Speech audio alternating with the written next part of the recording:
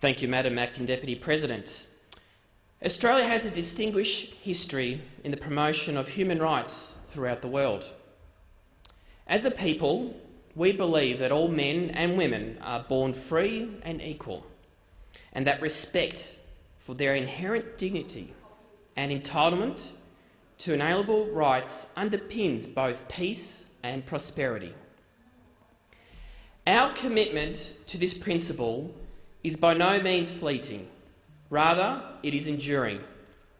Indeed, Australia was an original signatory to the United Nations Universal Declaration of Human Rights in 1948, and we played an active role in its creation as one of the 8 nations who were responsible for its drafting. Since that time, we have worked constructively towards the advancement of this most noble cause, whether it is through our commitment to the provision of humanitarian aid to the developing world or through our interventions abroad as part of the United Nations peacekeeping operations. Australia has much to be proud of its history. However, as a developed country, and despite our size, a global leader in this respect, we have more to do, and we can never shirk away from our undertaking. Where human rights are being ignored, whether at home or abroad, we have an obligation to speak up and speak out in defence of those who cannot. We have an obligation to support those who strive merely to live free and with dignity.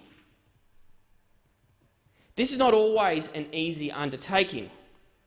Sometimes speaking up and speaking out can be regarded as inconvenient, and sometimes it comes at a price. But surely no price can be too high to pay to do the right thing. Nor, might I also add, is any price too high to pay for the right to determine one's own life and live peacefully in a community with others. The world has watched on in disbelief at the current situation unfolding in Hong Kong, where a people who value freedom and democracy have seen this increasingly taken away from them. The People's Republic of China is a friend of Australia, and Australia is a friend of the People's Republic of China. But even friends sometimes need to have difficult conversations with each other. As a nation, we welcome our Chinese brothers and sisters taking their place alongside other nations of the world in peace and in harmony. However, in China, the ruling Communist Party routinely suppresses the rights of its own people to participate in decisions about their nation's future. It suppresses their rights to speak freely, to worship freely, to organise and to assemble. For many years, the sheer scale of this has been hidden behind a carefully constructed curtain of disinformation and secrecy. But now, as it erupts onto the streets of Hong Kong, we see it live in our homes. And this cannot be ignored, especially as we acknowledge in the past week the 31st anniversary of the Tiananmen Square massacre. And 1 year since, more than 1 million people marched in the streets of Hong Kong to defend their freedoms enshrined in the Basic Law. It should also be noted that Hong Kong has hosted an annual memorial to the Tiananmen Square massacre for 3 decades now. Madam Acting Deputy President, we must expect better from our friends. We must demand better of ourselves.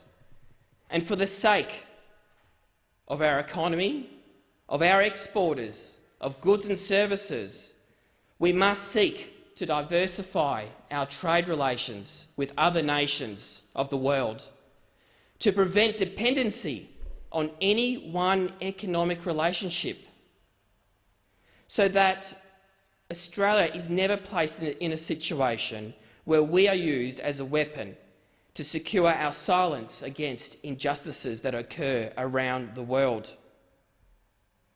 As we have seen in recent times, decisions impacting our barley, our red meat, our tourism, and over the last 24 hours, our education sector. Our economy does not need this kind of uncertainty into the future as we start to recover from the coronavirus pandemic. Those who struggle for their freedom should know that they have a steadfast ally in Australia, and those who face persecution in Hong Kong, a place with whom we share enduring values and ties through the Commonwealth of Nations, should not be denied refuge here in Australia, where their rights will be respected and upheld. I have hope that during these times that they are simply temporary, and let's hope that they are. I have hope that the Communist Party will come to see that respect for human rights serves as an asset for the development of any country rather than hindrance. But until that time comes, we must realise that our commitment to the advancement of human rights as a nation cannot be divorced from our trade relationships, and that while this may not always be the most convenient choice, it certainly is the right one that we must take.